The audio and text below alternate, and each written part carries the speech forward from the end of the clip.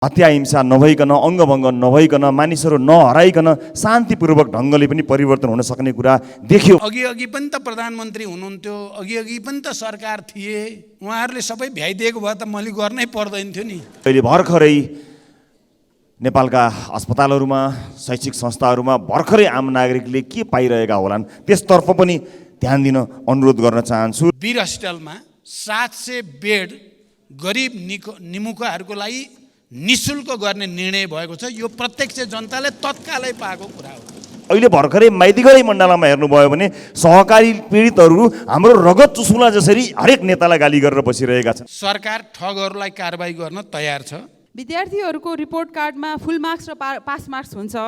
प्रधानमन्त्रीज्यूको report कार्डमा कति अङ्क आयो त्यो जान्नको लागि चाहिँ नि जनता समक्ष सर्वे गर्नु पर्ला। फेल भइन्छ कि भन्ने डरले चाहिँ नि सर्वे नगर्ने कुरा नगर्नु होला। थुप्रै कामहरू जसरी सुरु भएका छन् त्यो अगाडि जाने हो भने तुफान आउन चाहिँ सक्छ नेपालमा छिटै। प्रधानमन्त्री भनेको राष्ट्रको कप्तान हो, तर यही रोस्टमबाट हरेक मन्त्रीज्यूले बोल्दै गर्दा यहाँ सहकार्य र समन्वय राम्रो देखिएन, कमजोर देखियो। प्रधानमन्त्री कार्यालयमा सचिवहरू चाहिँ उत्साहित हुनुपर्ने ठाउँमा झोक्राएर बस्ने स्थिति छ भन्ने कुरामा प्रधानमन्त्रीको रूपमा मेरो ध्यान गएकै छ।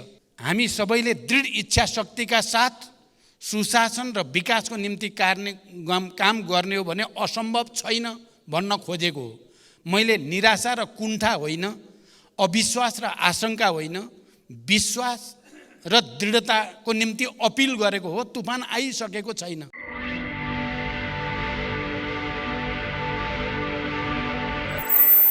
सम्माननीय सभामुख महोदय मार्फत म सम्माननीय प्रधानमन्त्रीज्यूलाई यो जुन आफ्ना उपलब्धिहरू बताउनु भयो, त्यो उपलब्धिहरू बताइरहँदा त्यो उपलब्धिले अहिले भर्खरै नेपालका अस्पतालहरूमा, शैक्षिक संस्थाहरूमा भर्खरै आम नागरिकले के पाइरहेका होलान् त्यसतर्फ पनि ध्यान दिन अनुरोध गर्न चाहन्छु। र यो सँगसँगै एउटा के पनि याद गराउन चाहन्छु भने यो पुस्ताले के देखेन भन्नुभयो, त्यसमा मेरो साथ र समर्थन नै छ। पुस्ताले के देखेन भन्ने कुरा, तर यो पुस्ताले के पनि देख्यो भने देशका संरचनाहरू ननासिकन, हत्या हिंसा नभइकन, अङ्गभङ्ग नभइकन, मानिसहरू नहराइकन शान्तिपूर्वक ढङ्गले पनि परिवर्तन हुन सक्ने कुरा देखियो भन्ने कुरा थप्दिनका लागि मात्रै मैले प्रधानमन्त्रीले भन्नुभएको कुरामा विमति र विरोध गरेको होइन, त्यो पनि थपिदिनु भएको भए उहाँको स्टेटमेन्ट अझै पुरा हुन्थ्यो भन्ने म भन्न चाहन्छु। र उपलब्धिहरू प्रधानमन्त्रीजीले सुनाइरहँदा तत्काल अस्पताल लगायत शैक्षिक संस्था र अहिले भर्खरै माइतीगढी मण्डलमा हेर्नुभयो भने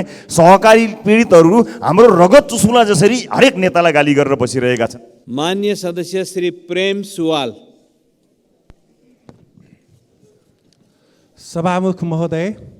सभामुख महोदय मार्फत प्रधानमन्त्रीजीसँग प्रश्न राख्न चाहन्छु।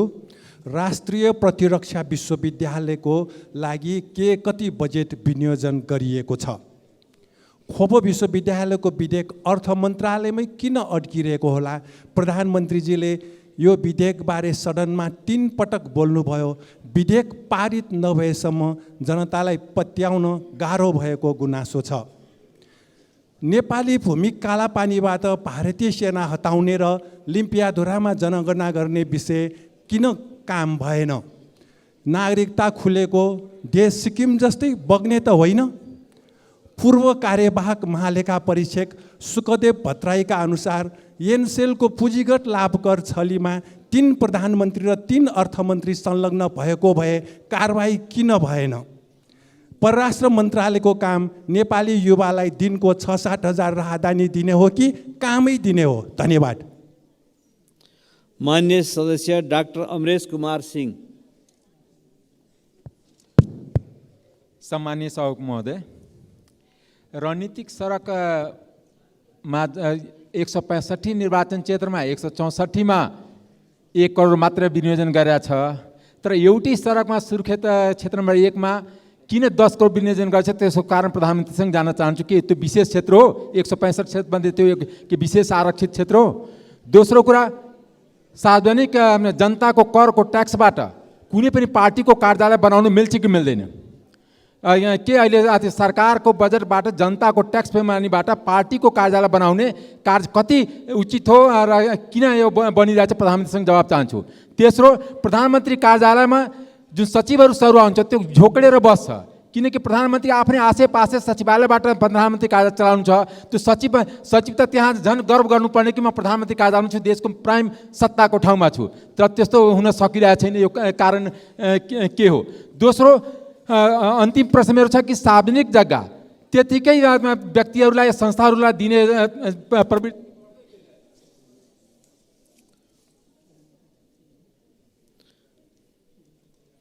मान्य सदस्य श्री रवि लामिछाने। मान्य सदस्य श्री पदम गिरी। सम्माननीय सभामुख महोदय, सम्माननीय सभामुख महोदय मार्फत म प्रधानमन्त्रीज्यूलाई प्रश्न गर्न चाहन्छु। सम्माननीय प्रधानमन्त्रीज्यूले मुलुकमा चाहिँ विकासको तुफानै आएको छ भन्ने कुरा राख्नुभयो। म सम्माननीय प्रधानमन्त्रीज्यूलाई यहाँको सरकारले हिजो बेलुकासम्म पुँजीगत खर्च कति छ एकचोटि हेर्नुहोस्, जम्मा 42% पुँजीगत खर्च भएको छ। हामी देशमा विकासको तुफानै आएको छ भन्ने कुरा कसरी पत्याउने, यसको म जवाफ चाहन्छु सभामुख महोदय। त्यस्तै गरेर अर्को कुरा, उहाँले अर्थतन्त्रका सबै सूचकहरू सुधार भएर आयो, निकै राम्रो भएर आयो भनेर भनिरहनु भएको छ। तर त्रिभुवन अन्तर्राष्ट्रिय विमानस्थलमा गएर हेर्नुहोस्, तपाईँको कार्यकालमा नेपाली युवाहरू दोब्बर सङ्ख्यामा नेपालमा रोजगारी नपाएर विदेशमा जान बाध्य भएका छन्। यस सन्दर्भमा तपाईँले के जवाफ दिनुहुन्छ सभामुख महोदय? अर्को, राष्ट्रिय योजना आयोगलाई निकममा बनाउनु भयो, बजेट निर्माणको प्रक्रियामा कहीँ सहभागी हुनु भएन, यसको औचित्य के हो? यसको पनि म जवाफ चाहन्छु सभामुख महोदय। सम्पत्ति शुद्धिकरण अनुसन्धान विभागलाई निकममा बनाइएको छ, कालो धन थुप्राएर बसेका व्यक्तिहरूका पक्षमा यो विभागले काम गर्ने स्थिति बनेको छैन। किन यसरी राख्ने काम गर्नुभयो, यसको पनि म जवाफ चाहन्छु। हस्, धन्यवाद। मान्य सदस्य श्री रघुजी पन्त। सभामुख महोदय मार्फत प्रधानमन्त्रीज्यूलाई केही प्रश्न सोध्न चाहन्छु, स्पष्ट गर्नुहोस् भन्ने चाहन्छु। 1, मुलुकको सर्वोच्च प्रशासनिक निकायको रूपमा रहेको प्रधानमन्त्री कार्यालय अझै कति व्यवस्थित छ, के तपाईँ त्योसँग सन्तुष्ट हुनुहुन्छ? 2, तपाईँले भारत भ्रमणको क्रममा इपिजी प्रतिवेदनलाई किन महत्त्व दिनु भएन? नेपाल सरकारको प्रधानमन्त्री रहेको तपाईँले इपिजी प्रतिवेदन कहिले बुझ्नुहुन्छ? 3, भारतको नयाँ संसद भवनमा लेखिएको मुराल नक्साबारे नेपालको प्रधानमन्त्रीको रूपमा तपाईँको भनाइ के हो? यस विषयमा तपाईँले भारतीय प्रधानमन्त्रीलाई के भनेर आफ्नो प्रतिक्रिया व्यक्त गर्नुभयो? 4, मुराल नक्साबारे नेपालको स्ट्यान्ड के हो?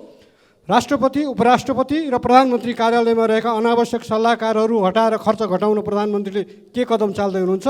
सीमा समस्या समाधानको लागि तत्काल के पाइला चालिँदैछ, जानकारी दिइयोस्। धन्यवाद। मान्य सदस्य श्री प्रभु शाह। सम्मानीय सभामुख महोदय, वैदेशिक रोजगारमा ठगी कार्य बढ्दो छ, पीडितहरू न्याय पाउन सकिरहेको छैन। सम्मानीय प्रधानमन्त्रीले पीडितलाई क्षतिपूर्तिको कुरा गर्नु हो। हामी जान्न चाहन्छौँ दोषीलाई के कति कारबाही भएको छ। भन्सार र राजस्वको सरकारी रकम कथित पुरस्कारको नाउँमा 40-45% पैसा व्यक्तिको खातामा गइरहेको छ। यसलाई रोक्न सरकारको योजना के छ, जान्न चाहन्छौँ। जनयुद्धका मृतकलाई शहीद घोषणा गर्दा सरकारले छानी नाम घोषणा गरेको देखियो, थुप्रै नाम छुटेको छ। यसलाई समेट्न सरकारको योजना के छ, जान्न चाहन्छौँ। मानव विकास सूचकाङ्कमा पछाडि रहेका प्रदेश, जिल्ला र पालिकालाई विशेष आर्थिक प्याकेजका कुरा उठाएका थियौँ, यसको सम्बोधन किन गर्नु भएन, जान्न चाहन्छौँ। आवासको अधिकार मौलिक अधिकार हो, 75,000मा सुरक्षित आवास निर्माण सम्भव छ। यदि छैन भने मौलिक अधिकारको रक्षाको लागि सरकारले कसरी अगाडि बढिरहेको छ, जान्न चाहन्छु। धन्यवाद। मान्य सदस्य श्री राजेन्द्र प्रसाद पाण्डे।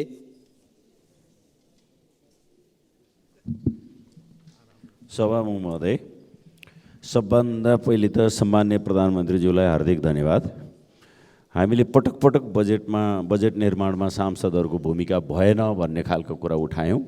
त्यो कुरालाई पछिल्ला वर्षमा, अब आउँदो वर्षमा त्यो कुरा सम्बोधन गर्नुभएको छ। अब माननीयले पत्र लिएर मन्त्रीका ढोका चार्नु पर्दैन जस्तो लाग्छ। सभामुख महोदय, जलाशययुक्त 1200 मेगावाटको बुढी गण्डकी र निजगढ अन्तर्राष्ट्रिय विमानस्थल, यो गेम चेन्जर प्रोजेक्टको यसको शिलान्यास कहिले गर्नुहुन्छ, डेट भनिदिनुहोस्। 753 स्थानीय सरकार, 7वटा प्रदेश सरकारमा छुट्टै बनिसक्यो हुनाले अहिले केन्द्रीय राष्ट्रिय योजना आयोगको बदलिएको भूमिकालाई पुनर्संरचना गर्ने बारेमा के योजना छ? धन्यवाद। माननीय सदस्य श्री सूर्यप्रसाद ढकाल। सम्माननीय सभामुख महोदय, 24वटा राष्ट्रिय गौरवका योजनाहरूमा व्यापक भ्रष्टाचार भइरहेको छ। 3 लाखमा सम्पन्न हुने योजनाहरू 3 करोड, 5 करोडमा सम्पन्न हुने योजनाहरूलाई 70 करोड र काठमाडौँ मधेसतराई फास्ट्यागमा टेन्डर गर्दा सेटिङको आधारमा टेन्डर गरिएको छ। प्याकेज नम्बर 3, प्याकेज नम्बर 5 र 6, प्याकेज नम्बर 8, 9, 10 यसको कागजपत्र उपलब्ध गराउन पर्छ भने पनि म उपलब्ध गराउने कुरा यहाँ जानकारी गराउन चाहन्छु। र राष्ट्रिय गौरवका योजनालाई तोकेकै समयभित्र सम्पन्न गर्न र त्यहाँ भएको भ्रष्टाचारलाई नियन्त्रण गर्न, रोक्न र कामलाई चुस्त र व्यवस्थित गर्न सरकारले के गरिरहेको छ म प्रश्न गर्न चाहन्छु। मान्य सदस्य श्री वासुदेव घिमिरे। सम्मान्य सभामुख महोदय, सरकारले निजी क्षेत्रलाई उत्साहित हुने खालको देखिने गरी कुनै योजना ल्याउन सकेन। थलिएको र निरुत्साहित भएको निजी क्षेत्रलाई नजरअन्दाज गर्दै जाँदा के मुलुकको अर्थव्यवस्थामा अपेक्षित सुधार होला? म सम्मान्य सभामुख मार्फत सम्मान्य प्रधानमन्त्रीज्यूलाई प्रश्न गर्न चाहन्छु। धन्यवाद। मान्य सदस्य श्री रणकुमारी बलमपाकी मगर। सम्माननीय सभामुख महोदय, 2080 3 महिना 8 गते प्रधानमन्त्रीसँग प्रत्यक्ष प्रश्न सोध्ने कार्यक्रममा प्रधानमन्त्रीलाई 2 दिन अघि नै प्रश्न गएर उत्तर तयार हुन्छ, तर त्यहाँ बस्ने प्रश्नकर्ताले गरेको प्रश्नको उत्तर नभेटिनुले प्रधानमन्त्रीको सचिवालय विज्ञ छैन भन्ने देखिन्छ। तलब भत्ता मात्र खाएर बस्ने सल्लाहकार हटाई चुस्त र सानो सचिवालय बनाउन सरकारको सरकारको आर्थिक भार पनि कम हुने थियो भन्ने प्रश्न म सभामुख मार्फत सम्माननीय प्रधानमन्त्रीलाई सोध्न चाहन्छु। धन्यवाद। मान्य सदस्य श्री भगवती चौधरी।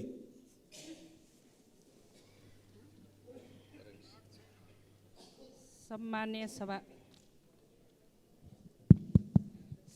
सभामुख महोदय, भर्खरै सम्मान्य प्रधानमन्त्रीज्यूले व्यापार घाटा कम हुँदै गएको कुरा राख्नु भएको छ। व्यापार घाटा भन्दा यहाँको निजी क्षेत्रदेखि र उद्योग धन्दा सञ्चालनमा लाग्नु भएको लगानीकर्ता पुरै निरुत्साहित छ। त्यसो भएको हुँदा अब यो व्यापार घाटा कम हुने कुरा मलाई लाग्छ यो रिपोर्टमा यो चालु अबको केही भएको होला, तर अहिलेको अवस्थामा यो निजी क्षेत्र पुरै हतोत्साहित छ अथवा निजी क्षेत्र चाहिँ प्रोत्साहन छैन। यसको विषयमा यो सँगसँगै मानव विकास सूचाङ्कमा चाहिँ पछाडि परेको जिल्ला तथा पालिकाहरूमा चाहिँ बजेटले प्रोत्साहन गरिने नीति तथा कार्यक्रममा ल्याइएको थियो, तर त्यस्तो उसमा मेरो जिल्ला पनि मेरो क्षेत्र पनि बोर्डर टाँसेको क्षेत्र छन्। त्यहाँ पर्यटकीय क्षेत्रदेखि पर्यटकीय गन्तव्यदेखि कृषि क्षेत्र अति फर्टाइल थियो, तर त्यहाँ बजेटहरू 1 लाख। मान्य सदस्य श्री सराज अहमद फारूकी। सम्मान्य सभामुख महोदय, सम्मान्य प्रधानमन्त्रीज्यूसँग प्रश्न छ। बजेट पूर्णतः असन्तुलित साथै समावेशी नभएको प्रमाणित भएको छ। तसर्थ राष्ट्रिय गौरवको योजना र अनिवार्य दायित्व घटाई विनियोजन विधेयक संशोधन गरी बढी बजेट स्थानीय तहमा वितरण गरियोस्। मान्य सदस्य श्री रामहरि खतिवडा। सभामुख महोदय, मैले भूकम्प पीडितहरूलाई पहिलो किस्ता गइसकेको र दोस्रो र तेस्रो किस्ता जिल्लामा नपुगेको र घर बनाइसकेका घरहरूलाई असार मसान्तसम्म जान्छ भनेर प्रधानमन्त्रीज्यूले योभन्दा पहिले जवाब दिनुभएको थियो। अहिलेसम्म त्यो रकम गएन, त्यसको बारेमा प्रधानमन्त्रीको जवाब चाहन्छु। विदेशमा गएका युवाहरूलाई स्वदेशमै ल्याएर काम दिने वातावरण सिर्जना गर्ने के योजनाहरू छन्? अब खाडीमा भेटौँ होइन, स्वदेशमै रोजगारको तिर्सना मेटौँ भन्ने खालका योजनाहरू कसरी ल्याउँदै हुनुहुन्छ? र 753 स्थानीय तहमा कालो पत्रे सडक निर्माण गर्ने कार्यक्रम कहाँ पुगेको छ? यसै वर्षदेखि प्रारम्भ गर्न पहल अनुरोध गर्दछु। धन्यवाद। मान्य सदस्य श्री सञ्जय कुमार गौतम। सम्मान्य सभामुख महोदय, हाम्रो सम्मान्य सभामुखज्यू मार्फत प्रधानमन्त्रीज्यूलाई प्रश्न छ। यो बाढी पीडितहरूले भूकम्प पीडितहरू सरहको हैसियत प्राप्त गर्नुपर्ने तत्कालीन प्रधानमन्त्री सदैव सुशील कोइरालाको नेतृत्वमा नेपाल सरकारले नीतिगत निर्णय गर्यो, तर अहिले पनि बाढी पीडितहरूले न्याय पाएनन्। सामान्य सभामुख महोदय, मेरो यो जिज्ञासा छ। अर्को कुरा चाहिँ यो संवैधानिक आयोगहरू तत्कालीन प्रधानमन्त्री केपी ओलीजीको पालामा प्रधानमन्त्री कार्यालय अन्तर्गत गयो। यो विषयमा बारम्बार हामीहरूले सदनमा कुरा उठायौँ, अहिले पनि कुरा उठेको छ, सङ्केत प्रधानमन्त्रीज्यूले पनि गर्नुभयो। तर यो निकायहरूलाई किन प्रधानमन्त्री कार्यालय अन्तर्गत लैजानु पर्यो र अहिले पनि तत्कालीन परिस्थितिमा सामान्य प्रधानमन्त्रीज्यू पनि यसको विपक्षमा हुनुहुन्थ्यो जस्तो लाग्छ मलाई, मेरो स्मृतिले भनेसम्म। यो विषयमा चाहिँ गम्भीरतापूर्वक नेपाल सरकारले निर्णय गरोस् भन्ने चाहन्छु। धन्यवाद। मान्य सदस्य श्री सूर्य थापा। सम्मान्य सभामुख महोदय मार्फत म सम्मान्य प्रधानमन्त्रीज्यूलाई सोध्न चाहन्छु। फुकोट कर्णाली र अरू तल्लो आयोजना नेपालले आफै निर्माण गर्नुपर्ने अत्यन्तै कम लागतका सस्तो आयोजना हुन्, तर लगानी बोर्डलाई सामान्य छलफलसम्म गर्न नदिई किन नेपालको हित विपरीत भारतलाई सुम्पिएर आउनुभयो? यो राष्ट्रघात गर्नुभयो कि भएन? कालापानी, लिपुलेक र लिम्पियाधुराबाट भारतीय सेना फिर्ता गर्ने कुरा कहिलेदेखि गर्नुहुन्छ? मुरल नक्सामा समावेश रहेको लुम्बिनी र कपिलवस्तु हटाउने गरी भारत सरकारलाई कूटनीतिक नोट पठाउन किन रोक्नु भएको छ? कहिले पठाउनुहुन्छ?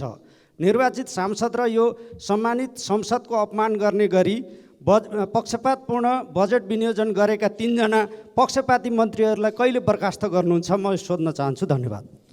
मान्य सदस्य श्री बलराम अधिकारी।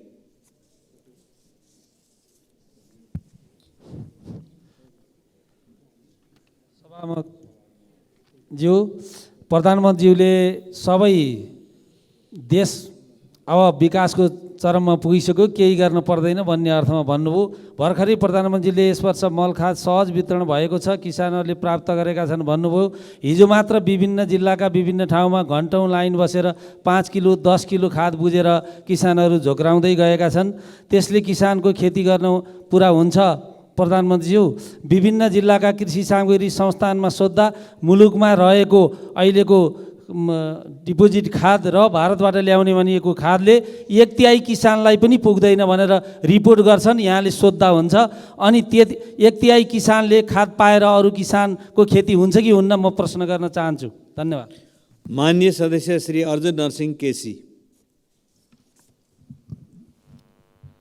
सभामुख महोदय, सर्वप्रथम त बजेट निर्माणमा देखिएको असन्तुलनलाई अब आइन्दा नदोरियोस् भन्ने दृष्टिकोणले प्रधानमन्त्रीले संसदको संलग्नताको जो कुरा गर्नुभएको छ त्यसको म हार्दिक स्वागत गर्छु। प्रधानमन्त्रीजीले यो वर्ष चाहिँ 78,000 टन मलाउँदैछ भन्नुभयो। हरेक वर्ष चाहिँ 5,40,000 न्यूनतम मेट्रिक टनको आवश्यकता पर्छ र गत वर्ष 3,40,000 मेट्रिक टन भन्दा बढ्ता आएन। गाउँ गाउँमा चाहिँ नि यो काला बजारियाले जति पनि मल बिक्री गर्न सक्छन्, तर अहिले यो के अरे धानको सिजन छ, मकैको सिजन छ, गाउँ गाउँमा मलको हाहाकार छ। यो हाहाकार अर्को वर्ष हामीले भोग्नुपर्छ कि पर्दैन? अहिले अन्यत्र अरू विषय भन्दा म प्रधानमन्त्रीलाई खालि एउटै यो कुरामा विश्वस्त भएर जिल्ला जान पाइयोस्। 5 वर्षभित्रमा 58% विदेशी कृषिजन्य आयातको निर्यात भएको छ भने 5 खरब रुपियाँ चाहिँ नि यो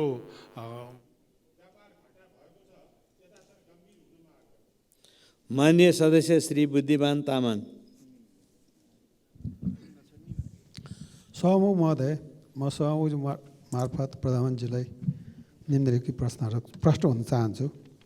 पहिलो कुरा, अहिलेसम्म स्थानीय तहमा जाने जो बजेट छ त्यो बजेट चाहिँ नै खालि जनसङ्ख्या आधारमा गएको छ। यसलाई चाहिँ यो भौगोलिकता र विकटता र जनसङ्ख्या तिनवटालाई चाहिँ नि हेरेर कहिलेदेखि यो तर्जुमा गर्न सकिन्छ? आगामी वर्ष हुन्छ हुँदैन? एउटा कुरा। दोस्रो कुरा, यो बुढी गण्डकी जो कुरा छ, यो 1200 जलाशय युक्त चाहिँ विद्युत छ, यसलाई कुन मोडेलमा यसलाई अगाडि बढाउनु खोजेको छ? यसको प्रश्न जवाब चाहियो। धन्यवाद। सदस्य श्री धवल शमशेर जवरा। सम्मान्य सभामुख महोदय, प्रधानमन्त्रीजीको कुरा पर्यटनको विषयमा सुनियो, तर एउटा ठुलो सम्भावना बोकेको सुदूरपश्चिम मध्यपश्चिमको पर्यटनको विकासको क्रममा नेपालगञ्जबाट दिल्ली उड्ने उडानको सम्भावना मित्रराज भारतले खोलेको छ। त्यसको विषयमा हाम्रो सरकारले केही पनि कदम चालेको छैन। र अर्को, पर्यटन विकासको पर्यटन कलेज नाथमको नगरपालिकाले जग्गा दिएको पनि विषयमा बजेट पनि हालिएको छैन र कपास विकास समितिलाई खारेज गर्नेको मतलब त्यहाँ भएको जग्गा वितरण गरिदिने कार्यकर्तालाई र आफ्नो भोटरलाई भो भन्ने नेपालगञ्ज र बाँकेका जनताले र त्यो क्षेत्रका जनताले भनिरहेछ। कपास विकास समिति कुनै हालतमा खारिज हुनुहुन्न भन्ने हाम्रो सबैको माग छ। धन्यवाद। माननीय सदस्य श्री सुमना श्रेष्ठ। सम्माननीय सभामुख महोदय, विद्यार्थीहरूको रिपोर्ट कार्डमा फुल मार्क्स र पास मार्क्स हुन्छ। प्रधानमन्त्रीज्यूको रिपोर्ट कार्डमा कति अङ्क आयो त्यो जान्नको लागि चाहिँ नि जनता समक्ष सर्वे गर्नु पर्ला। फेल भइन्छ कि भन्ने डरले चाहिँ नि सर्वे नगर्ने कुरा नगर्नु होला। दोस्रो, प्रधानमन्त्री भनेको राष्ट्रको कप्तान हो, तर यही रोस्टमबाट हरेक मन्त्रीज्यूले बोल्दै गर्दा यहाँ सहकार्य र समन्वय राम्रो देखिएन, कमजोर देखियो। एक्जाम्पलको लागि माछामा भन्सार घटाइयो, तर कृषि मन्त्री भन्नुहुन्छ कर त मैले हेर्ने होइन, अर्थमन्त्रीज्यूलाई सोध्नु भन्नुहुन्छ। स्वास्थ्यमा दरबन्दी बढाइएन, तर सञ्चार मन्त्रालयमा भवन निर्माण र 28 करोड विज्ञापनको लागि दिएको छ। खानेकुरामा कर लगाइँदैछ, तर गरिबी निवारण मन्त्रालयसँग यो करले गरिब जनतालाई कस्तो मर्का पर्छ, कस्तो इम्प्याक्ट पर्छ भन्ने तथ्याङ्क छैन। त्यसकारण म सोध्न चाहन्छु क्याबिनेटमा यो सहकार्य र यो समन्वय किन यति कमजोर? धन्यवाद। माननीय सदस्य श्री मनिष झा। सम्मानीय सभामुख महोदय, सैद्धान्तिक दस्तावेज र त्यसपछि हामीले नीति तथा कार्यक्रम सुन्यौँ र त्यसैको एक्सन प्लानको रूपमा यो बजेट आएको भनेर बुझ्छौँ हामी। प्रक्रियागत रूपमा त्यस्तै हुने हो, तर नीति तथा कार्यक्रममा राखिएको नेपाली विदेशमा भएको नेपालीले मतदान गर्न पाउने भन्ने कार्यक्रमको झल्को बजेटमा कतै पनि देखिएन। त्यो किन झुक्याइएको हो, किन ठगिएको त्यो बुझ्न सकिएन। अर्को, आत्मनिर्भरताको कुरा गर्नुहुन्छ, तर आत्मनिर्भर हुँदै गर्दाखेरि आत्मनिर्भर भइसकेको कुखुरा र माछा लगायतको क्षेत्रमा किन आयातमा शुल्क हटाइएछ, कर हटाइँदैछ त्यो बुझिएन। प्रधानमन्त्रीज्यू तेस्रो पटक प्रधानमन्त्री कार्यालयमा पुग्नु भएको 213 दिन भयो आज, र यो आर्थिक सूचकहरूले पनि देखाउँछ कि उहाँले जस्तो परिकल्पनाहरू, जस्तो योजनाहरू देखाउँदै हुनुहुन्छ त्यो कार्यान्वयन भइराखेको छैन यो 213 दिनमा। त्यसैले उहाँको आशयलाई पत्याउने आधार। माननीय सदस्य श्री ईश्वर बहादुर रिजाल। सम्माननीय सभामुख महोदय, तत्कालीन प्रधानमन्त्री केपी शर्मा ओलीको पालामा राष्ट्रिय अनुसन्धान विभाग, राजस्व विभाग र सम्पत्ति शुद्धिकरण विभाग त्यसको ग्राभिटीलाई हेरेर प्रधानमन्त्रीको मातहतमा प्रधानमन्त्रीको कार्यालयमा राखियो। त्यो राख्दाखेरि त्यतिखेर विपक्षका साथीहरूले केपी ओली सर्वसत्तावादी भएको ठुलो आरोप लाग्यो, तर अहिले ती विपक्षी साथीहरू अहिले सत्तामा हुनुहुन्छ। त्यसकारण हिजो लगाइएको आरोप मिथ्या थियो भन्ने पुष्टि भयो। त्यो हिजोको त्यो विरोध यता संसदको रेकर्डमा होला, त्यो हटाउने बेला भनेर म सभामुख मार्फत प्रधानमन्त्रीलाई प्रश्न गर्छु। माननीय सदस्यहरू, विनियोजन विधेयक अन्तर्गत विभिन्न मन्त्रालय एवं कार्यालयहरूसँग सम्बन्धित शीर्षकहरूमाथि 2080 साल असार 8 र 10 गते छलफलमा भाग लिनुभएका माननीय सदस्यहरूलाई मात्र स्पष्टीकरणमा सहभागी गराइएको बेहोरा म जानकारी गराउँछु। माननीय सदस्यहरू, अब सम्माननीय प्रधानमन्त्री श्री पुष्पकमल दाहाल प्रचण्डलाई उक्त स्पष्टीकरणको सम्बन्धमा स्पष्ट पार्न अनुमति दिन्छु।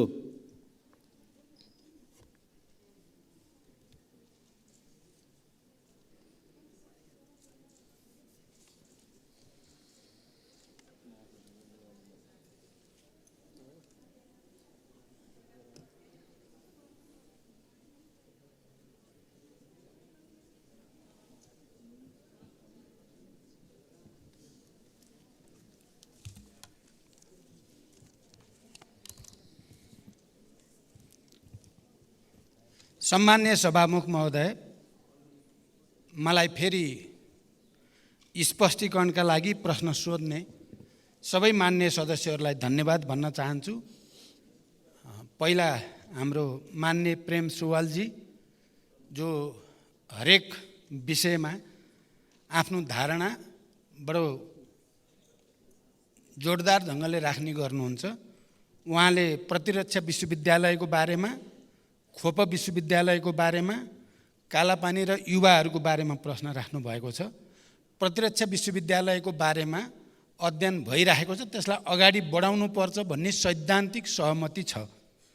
खोप विश्वविद्यालयको बारेमा मैले भनेको छु र यो पटक त्यसलाई अगाडि बढाउन आवश्यक तयारी गरिँदैछ। मैले कालापानी, लिपुलेक, लिम्पियाधुराको बारेमा धेरै पटक यस सम्मानित सदनमा कुरा राखेको छु र पहिलो पटक भारत भ्रमणको बेलामा भारत सरकारका प्रधानमन्त्रीले सीमा समस्या हल गर्ने बारेमा निकै सकारात्मक कुरा राखेको पनि जानकारी भइसकेको छ र यसलाई छिटै समाधान गर्ने पहल गरिँदैछ। युवाहरूलाई रोजगारी दिने विषयमा सरकार गम्भीर छ र त्यसको तयारी गरिरहेको छ।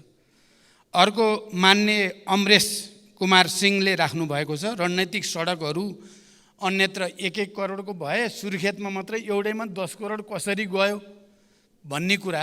अब यो प्रश्नको उत्तर सायद अर्थमन्त्रीजीले दिइसक्नुभयो होला या दिनुहुनेछ। मलाई चाहिँ किन गयो भनेर मैले उत्तर दिन सक्ने सायद मेरो त्यति जानकारी पनि छैन।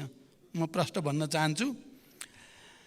अब प्रधानमन्त्री कार्यालयमा सचिवहरू चाहिँ उत्साहित हुनुपर्ने ठाउँमा झोक्राएर बस्ने स्थिति छ भन्ने कुरामा प्रधानमन्त्रीको रूपमा मेरो ध्यान गएकै छ र त्यसलाई कसरी सुदृढ गर्ने भन्ने बारेमा छलफल भएको छ। सम्भवतः केही समयभित्रै त्यो संरचनालाई बदलिन्छ।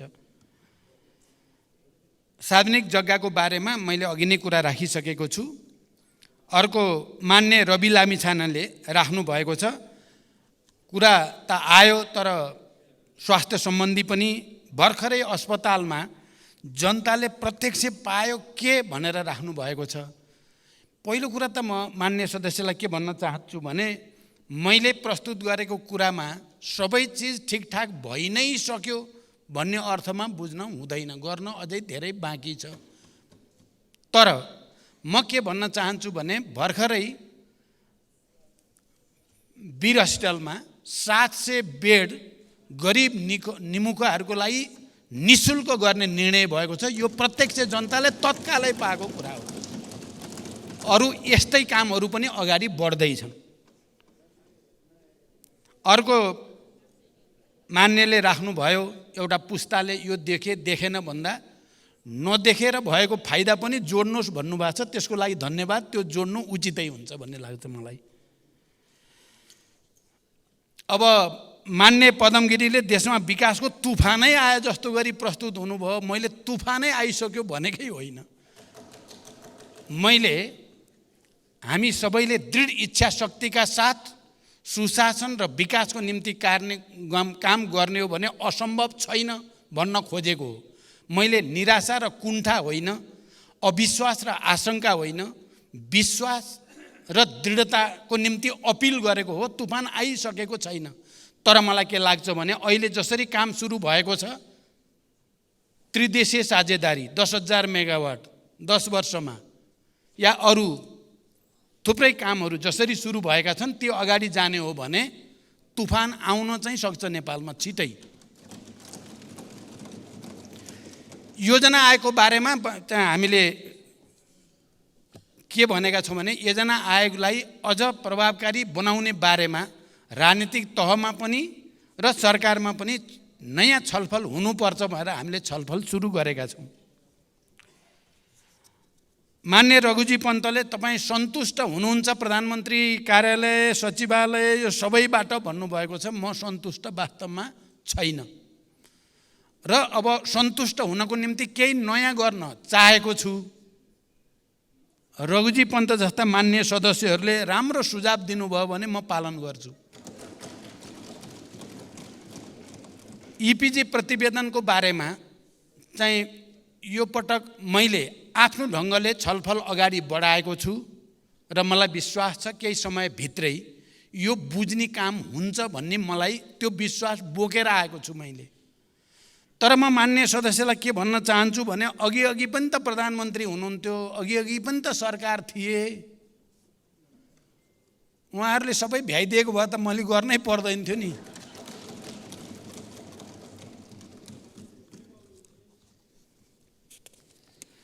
वैदेशिक रोजगारीको विषयमा धेरै ठगी भएको छ, त्यसलाई